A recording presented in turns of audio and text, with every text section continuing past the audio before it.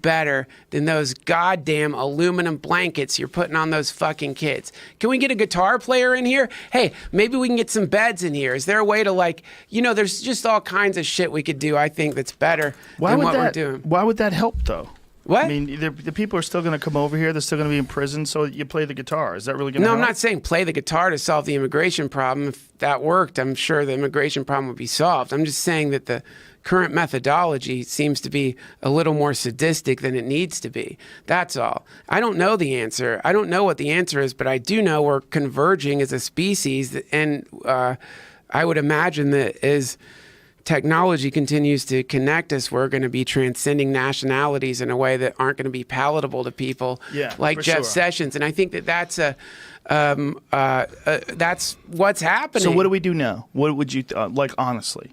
Like, I'm not Jeff Sessions anymore. I'm me. Now I'm me. Hey, good talking to you again. What would you do? Well, I'll give you my response to that, which isn't going to be right because I don't really I don't understand the issue at a level deep enough, right? So can I just say, like, it's a complex situation. Yes. There's not one answer to it, right? Do you just let anybody in who's not a criminal?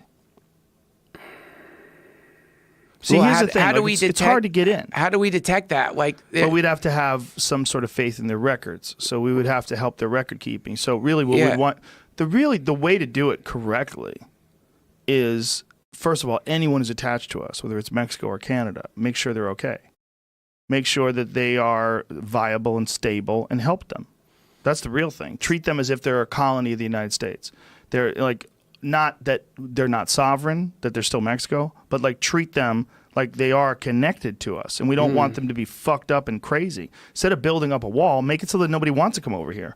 Like, that seems to be the prosperity way to go about it. Like, to say, hey, you know, Mexico's fucking beautiful. All right? There's a reason why people vacation in Mexico. Yeah. It's fucking amazing.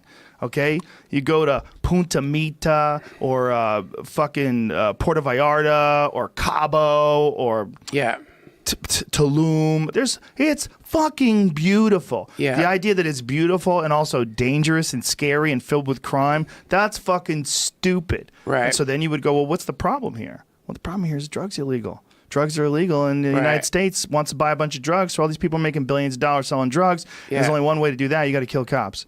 You got to kill cops. You got to kill rats. You got to kill rivals. You got to kill whoever the fuck you got to kill. And you got to send a message. You got to hang people from fucking bridges and shit. Yes. You got to do things to send a message that you're ruthless and you're here to get that money. Right. And there's a lot of that going on, and that is no different than Al Capone during the fucking prohibition of alcohol in the United States of America. It's the same goddamn thing. You make something illegal that everybody wants and only criminals are willing to sell it, and boom, you got a thriving criminal economy. There you go. And so we're stuck next to a thriving criminal economy with no management of it whatsoever other than bullets. Right? So occasionally they throw some bullets into these people and then they come back stronger than ever because there's more drug money and there's less of them, and the one person gets stronger and El Chapo digs a fucking hole a mile through the ground and gets out of jail again. Awesome. You know, the whole thing is crazy, but this is what we're next to. And so instead of saying, hey, we got to make a fucking wall and make it, what we should be saying is, what do we have to do to not just fix Mexico, not just help them and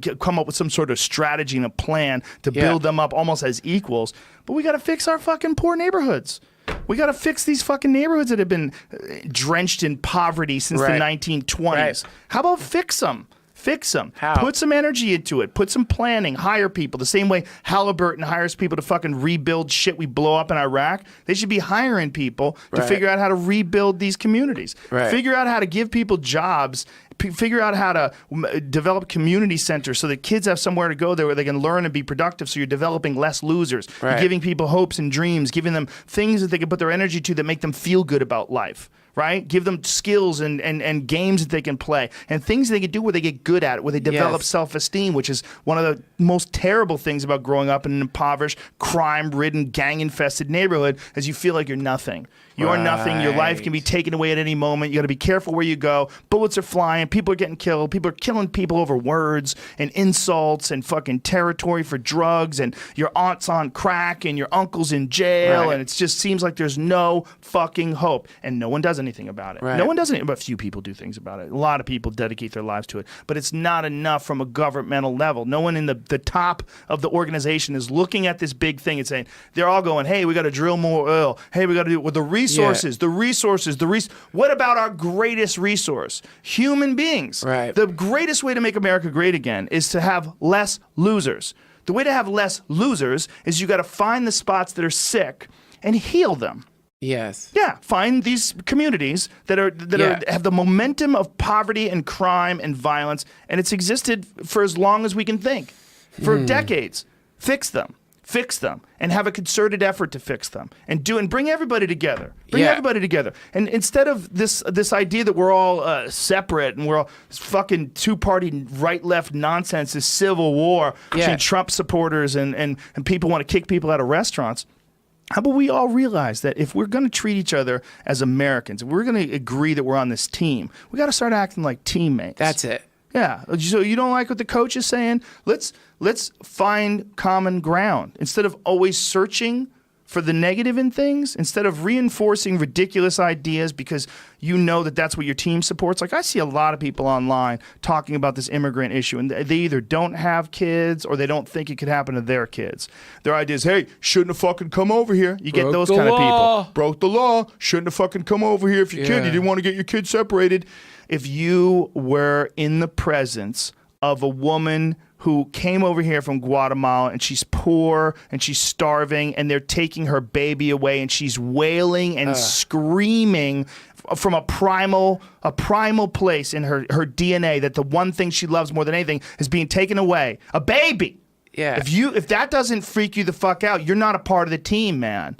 You're missing it. You're missing it. What are we here for? We're here for 100 years of whatever. That's what we're here for. If you want to spend 100 years saying, hey, she shouldn't have fucking broke the law, I don't want you on the team. You're an asshole, right? And I don't give a fuck if you're right or left. I don't care if you're religious, or I don't care if you're an atheist. If that's what you support, you're an asshole, and we don't want you on our team.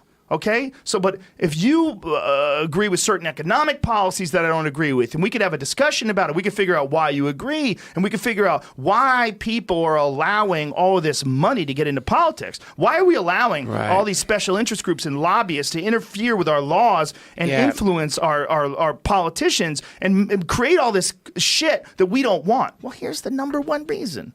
You can't just vote online. You can't just vote. It's not one person, one vote. Right. It's the Electoral College, and there's a lot of checks and balances that are in place. That's all wonderful and groovy, but it's not giving the trust to the people. The trust to the people that they're informed, that they can make their own decisions, that more people should be able to make these decisions. But they're happening now. That 28-year-old girl who won in New York, 28-year-old That's it. Democratic socialist. Whether I agree with her or not, and I don't know if I do or don't. I bet I agree with her on a lot of things. I think education should be free. I think we should figure out a way. If we could pay for bombs, we could pay for schools. I think this idea that everybody should have health care, it's a great idea. Who the fuck wants people to not be healthy? Who wants people to be hurt and not be able to fix it? Are you really saying that struggling people should have to pay exorbitant amounts of money to get fixed when we could maybe chip in and help members of our team? That's stupid. Can't fill it up. Figure it out yourself. I had to. You got lucky, bitch. You got lucky you don't have leukemia. You didn't break both your legs when you were 18. Your parents are dead. You got lucky, piece of shit. These are people on our team. Because I'm not talking about people who are lazy, good for nothing, losers, mooching off the system. You're going to have that too. Well, we got to figure out how to educate people so that happens less and less. That's what we got to figure out how to do. That's it. Yeah. You just described it. I mean, that is it. I don't know what to call that thing you just talked about, but like that's happening everywhere. That's not just happening in the United States. That's a global shift that's happening. Did you see the video of when she found out she won? It's amazing. Play it. It's like one of the realest moments. And look, people are angry. 28-year-olds, what the fuck does she know? What she doesn't know, she'll learn. Let's find out. Let's find